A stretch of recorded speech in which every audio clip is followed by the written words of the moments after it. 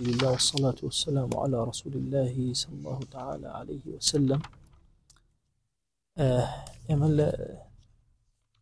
دەرسەکانی پێشوو باسی تەقسیماتی عاملمان کرد.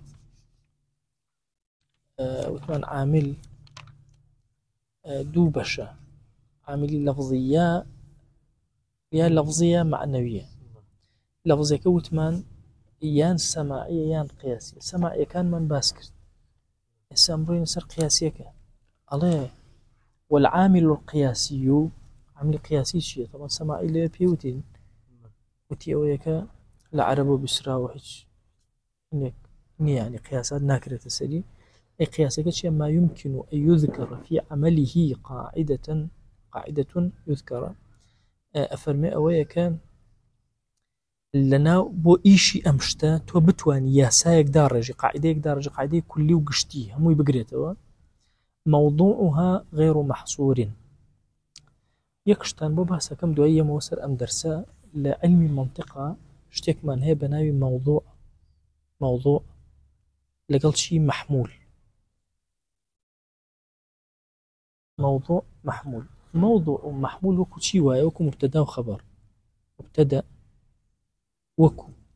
بالضبط يعني وكو خبر تقريبا أو هاي وإلا فكرة نزيبت. موضوع محمول مبتدا وخبر. مثلا ألم زيد أما موضوعك شتيك حمل أكما سري ألم قائم وهر مبتدا وخبري شوانية ألي أبي قاعديك وهذا الرجي أم موضوعي أمي كإكيت أساسيات غير محصورة. شتيكي محصور نبي زيد محصورة باشا. ألي الرجل هر محصورة واضحة. نابي چندانه أبي بجميري أبي نجميري أبي زور بي باشا. أما لا تن معلوم بون مونا ألم كاكا فعل فاعل مفعول أوي مقاعدة وانيا يعني فعل مرفوعي أوي بقى وانا بلين هي أنا مفعولين أوي ألم فعل مرفوعي أوي. فعل وشي فعل عددك محصورة چندانه كل عربينا والله فعل چند زورة وبنينا حال كلمة حتى الرجل قيامة كلمة دروس بفعل دروس بي بنينا. موضوعها وشيوتم الفعل له مرفوع مثلا كوتم الفعل موضوعك مبتداك شيء غير محصور أو لا معلومة تابع. وأجعل أم قاعدة كدات الرجاء ولا يضره كون صيغته سماعية. زرنادا أجر هاتو الصيغي فعل كان سماعي من قاعدة كم دار رجاء والله احتمال إن كان سماعي بون من توما أفعال ناقصة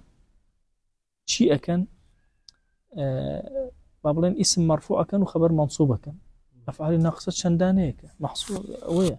واضحة سماعية صيغة كان فلان ديار جاسيك أو نحو بون منأهس أم هنا بس على كل صفة مشبهة ترفع الفاعل. وقاعدة هرشي صفتي مشبهة هي شيئك فاعل مرفوع أكات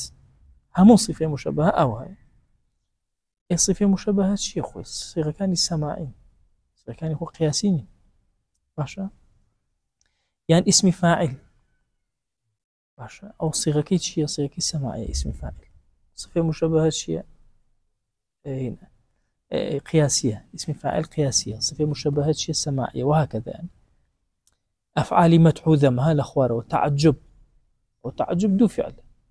ما أفعله أفعل به. بلام كابو إما قاعدة كمان شيء ألين كاكا أجر برسالة لك دي متين كاكا هذه تعريفي عاملي قياسي ما وبكا ألين أبي لعملك لإيشك قاعدة بتواني باسكي موضوعكي محصور نبي نلي ولا كاكا مثلا حسنو مثلا كرومو بون مثلا حاسوبة النية باش أمسيانا بلنا نقر بلنا ولا أمسي وشيء باش أمسي وشيء ما هي أمسي وشيء مثلا أم قاعدة بودا الرجم لا وكان هكذا قاعدة هكذا قياسي هكذا سماعي قياسي أو قاعدة داب الرجي هيرهم يبقريته وهو 9 أميك أتواني تو قاعدة بوداني لزمان عربية هرهم النشط لو نزيات النتوان يكميان الفعل مطلقة فعلا باشا الفعل فكل فعل يرفع وينصب معمولات كثيرة هرشي فعلك لزمان عربية مرفوعك فاعلي أيوة طبعا وينصب معمولات كثيرة شندين معمولش منصوبك حالة وتمييز وريخ شدنية ويجوز تقديم منصوبه عليه وقاعدة يشتري أتواني منصوبك وقيت بيش باشا بيش فعلك وإياك نعبد إياك مفعول بيش كد وهو على نوعين فعل هرهم دو بشا يا لازم يا متعدي ستيجيش قاعدة كشون كابو يكم دانا لقياسي كان كعملك لقياسي كان كعملك شيء فعل فعل أو قاعدة كيتي إن جاء فعل دو بشا لازم متعديه لازم شيء فاللازم ما يتم فهمه بغير ما وقع عليه الفعل بمجرد وتني فعلك تو تيجي فعلك وفاعلك باسي أوشتناك كأم فعلت شو تسري ناتش تسري واضحة واقعنا بتسرشتك الله ذهب رويشت تو تيجيشت باشا نحو قعد زيد زيد دانش تو باسي أوشتن نا الله لسرشي دانش تو نا الله شون دانش تو أنا شتيترن مجرد قعد زيد دانش تيجيشت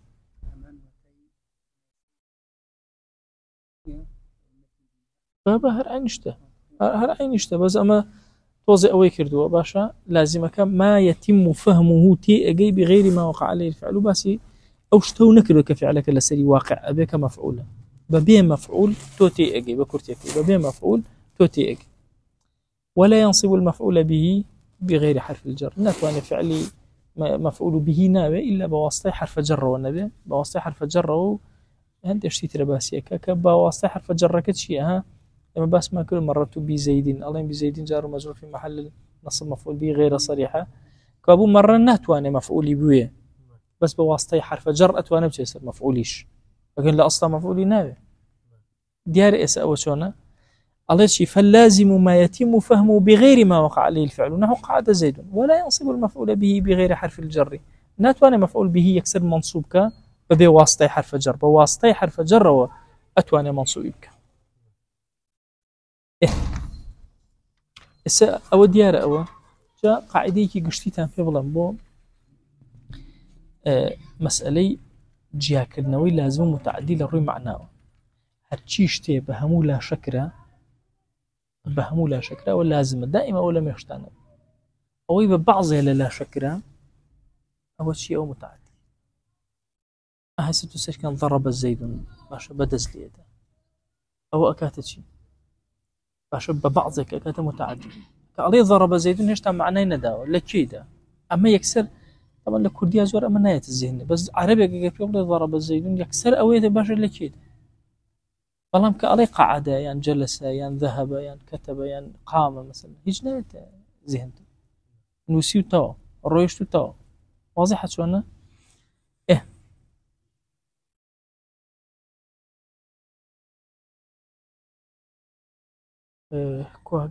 فاللازم ما يتم فهمه بغير ما وقع عليه الفعل وقعد زيد ولا ينصب المفعول به بغير حرف الجر إن جاء فمنه إما باسي فعل منها طونبوه الجار لفعلان فمنه أفعال المدح والذم لفعل لازمة أو من هو بو كو أقرأته بو بيشخوي باسي إما تشي كده فعل لازم وانيا أفرمي ومنه أفعال المدح والذم نحو نعمة للمدح بئس للذم وشرطهما أن يكون الفاعل معرفا باللام هميشا للنعمة بئس يكمشد أبي فاعلك أو شيء كبدوايا نعم الرجل أبي الفلام لسربي يان مضاف به ولا يشتك الفلام لسربي نعم غلام الرجل أو مضمرا يان فاعلك تيا ضميرك مستتر نكريك الله نعم رجلا يعني هو رجلا يعني همو باب النعمة أبمشي وادي النعمة بئس فرغناك أفعال مدح الذم يان فاعلك آوايا الفلام لسر فاعلك نعم الرجل يان مضافة بولا يشتك الفلام لسر نعم غلام الرجل يان ضميرك ألم نعمة ضميرك مقدرتها هويك مقدر لنا هي رجلا باشا أم رجلا تمييز شيبو من درخا أو ضمير درخا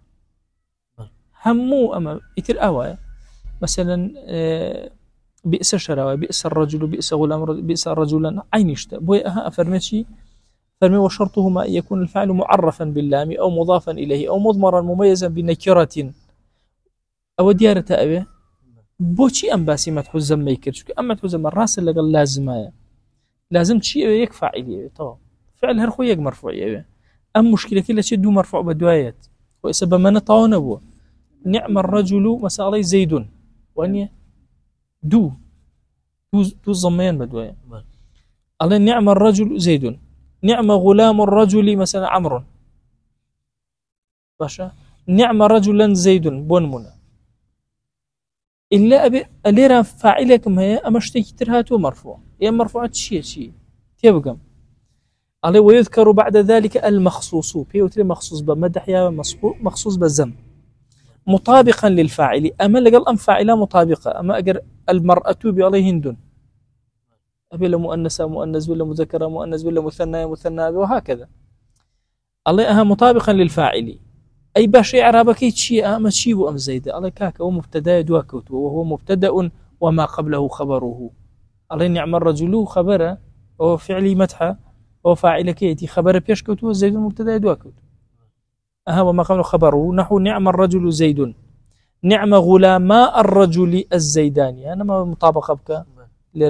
الفلامي هنا زيدانية غلاما نعم رجلا زيد واضح أسئلة أم يق إعرابي ودي إعرابي تريشي هي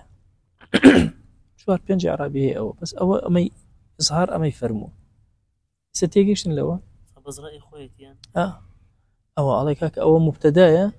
أو خبرك بيشكل أشتواني بالله زيدون خبر بو مبتداك محذوف يعني الممدوح زيد أشتواني بالله خبره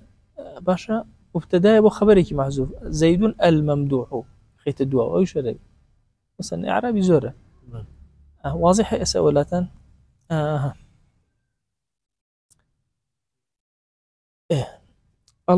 وقد يحذف المخصوص هنجر أو مخصوصة أو زيداها حسب فكري الله إذا علم بالقرينة أجر بقرينة زانو مثلا تو باسي صهيبك الله نعم العبد يتيار بس صهيبك نعم صهيبش بازنك إن الله نعم العبد وصهيب خوار دروس في أما أزانين تو باس شيء مقال قرينيك هبه باسي داود مثلا باس سليمانك الله نعم العبد إنه أواب نود نعم العبد سليمان إنه أواب ها سليمان كنه تشكو السياق باسي أوك أفرمي أتواني أجا قرينيك أبو حسفي كي واضحة شونا أو قاعديك أخوي بوخي قاعديك أتواني حسفي كي أجر زانداو نعم الرجل باسي زيدك إن لبيني خمانا نعم الرجل يا بئس الرجل لا يجي خرابة ينشي أتوانم ما دام ديارة قرينيك نزيكي أخاته بيمان الله وقد يتقدم الفعل عند جار فعلك بيشك وقد يتقدم على الفعل عند جار مخصوصك بس فعلك بيشك ألم الزيدون نعم الرجال أم زيدك بخير زيد نعم الرجل الزيدون نعم الرجال باش أكرم مخصوصك بيش فعلك ايش فعل مدحك يا لا باش عليه وساء مثل بئسه اما نماوت هين من هي نعمه من هي بو مدح بئسش من هي بو زم عليه الساء وكو بئس اوايا حبذا وكو شي وايا بو مدح حبذا بو مدح وكو شي وايا وكو نعمك او هاي يا رسولنا كابو اما دوداني زمن هي دوداني مدح شلون هي اي حبذا شلون اعراب كم حبذا عليك هكا بل ذاك فاعل كيتي حبذا ذاك فاعل كيتي حبذا زيد بلام لا اصلا او ذا فاعل كيتي وكو حب وكو نعم الرجل او ذا ديره بلام او ذا ناقوري وكو يترني مثلا نعم الرجال الزيدون ما بمطابقه ذا ناقوري نعلم ذو ذي هرذا ألم حبذا أفرمشي وفاعله ذا ولا يتغير ناقوري وبعده المخصوص لدو يكسر مخصوص زي إعرابه كإعراب مخصوص النعمة وكإعراب مخصوص النعمة ويا حبذا زيد عليه وأفعال مدح ذاك فاعل كيتي زيد شيء مخصوص بمدح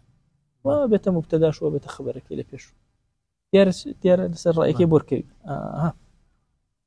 كوابو يمن لبشي لازمك هرچی فعل باسی مدحو ذمك كشوار فعل هل لازم حساب ما بو كردو راس دو مرفوع له پشتیانەوەیە دو مرفوع له پشتی او فعلانەوەیە بەڵام دانەی کیان فاعل و دانەکەی تریشیان مخصوص بمدح مخصوص بذم بس وصلى الله عليه وسلم